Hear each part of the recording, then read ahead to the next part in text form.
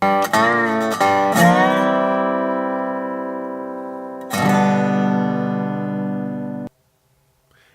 and welcome to today's Coffee with Craig. We're going to be talking about a topic, well, we haven't talked about for a little bit, but it's an interesting one nonetheless. We're going to talk about ghost guns. Yes, you remember that phrase, coined by our good friend Ghost Gun Kevin De Leon. Here, just in case you forgot. This is a ghost gun. This right here has ability with a 30 caliber clip to disperse with 30 bullets within half a second. 30 magazine clip in half a second.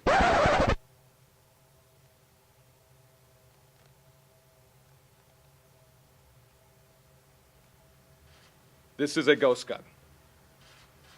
This right here has ability with a 30 caliber clip to disperse with 30 bullets within half a second. 30 magazine clip in half a second. Yeah, so there you go. So anyway, ghost guns were brought back into the news due to the recent shooting that took place in Tehama County, California. The individual who was already out on bail for threatening somebody with another firearm basically had two home-built firearms that he used as a part of his shooting rampage that took place in Northern California.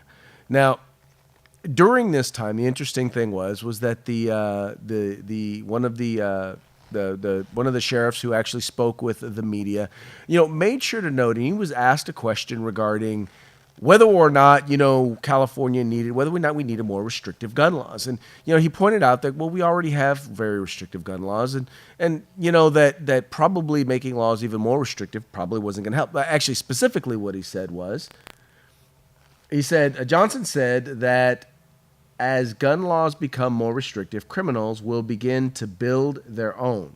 ABC News consultants, former NYPD Police Commissioner Ray Kelly and former FBI agent Steve Gomez said that they agree with him. Now, first of all, I don't know how many criminals are going to take the time to build their own firearms. I'm not saying that none will, but for the most part, what's going to wind up happening is people who are law-abiding citizens who believe that these laws are in fact stupid and know that they have the capability of building their own firearms are probably going to go and do it. Thus, in the state of California, if you do so without obtaining a serial number and then making sure that it applies to or complies with all of California's restrictive laws, you then would be a criminal. Therefore, under his definition, you would have been a criminal who built their own firearm. But at a certain point, and we've said this many times, at a certain point, laws become so crazy, so absurd, and so restrictive that people will just refuse to comply with them. Take the speed limit, for example. When the speed limit was 55, how many of you out there on the highway actually drove 55 miles an hour? No, put your hand down. You know you didn't. Don't lie. Don't lie.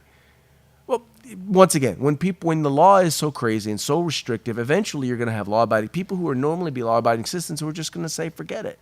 And that's what's noted by Gomez. It says people are already building firearms and modifying existing firearms in an unlicensed and illegal manner, Gomez said. If lawmakers took steps to make the gun laws more restrictive, those unlicensed homemade firearms would be highly sought after by people and criminals who do not care to comply with the law, Gomez said.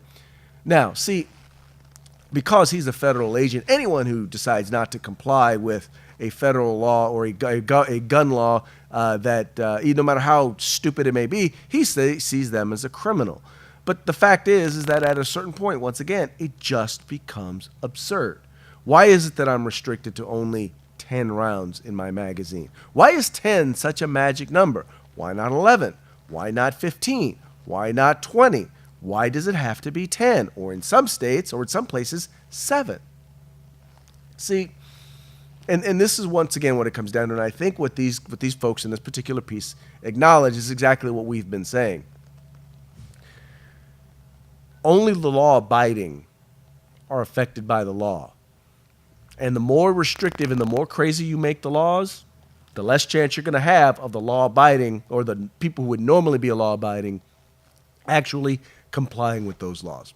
And all right, folks, that's going to be it for today's Coffee with Craig. Please remember to like and share these videos. We'll talk to you real soon. If you like our videos, follow, subscribe, like, and share.